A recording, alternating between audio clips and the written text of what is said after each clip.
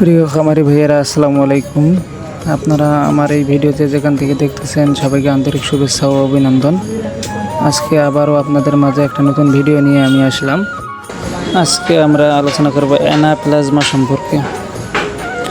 গরুর অ্যানাপ্লাজমাসিস হলো একটি পরজীবী রোগ, যা অ্যানাপ্লাজমা নামক ব্যাকটেরিয়ার কারণে হয় এবং আঠালি মশার মতো রক্ত চোষা প্রাণী দ্বারা ছড়ায়, যার ফলে গরুর লাল রক্তকণিকা ক্ষতিগ্রস্ত হয়।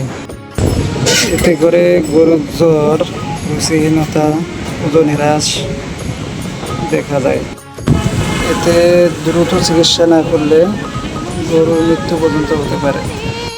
এই রোগের লক্ষণসমূহ: জ্বর, খাবার অরুচি, দ্রুত শ্বাস প্রশ্বাস, দুর্বলতা, ত্বকের ফ্যাকাশে ভাব, ওজন কমে যাওয়া, ডায়রিয়া এবং কিছু কিছু ক্ষেত্রে আক্রমণাত্মক আচরণ দেখা যায়। রোগ নির্ণয়: রক্ত পরীক্ষা করে মাইক্রোস্কোপের মাধ্যমে পরজীবী শনাক্ত করা হয়। এই রোগের চিকিৎসার জন্য সাধারণত অক্সিটেট্রাসাইক্লিন জাতীয় অ্যান্টিবায়োটিক ব্যবহার করা হয়। আশা করি বুঝতে পেরেছেন সবাই। ধন্যবাদ সবাইকে। আসসালামু আলাইকুম।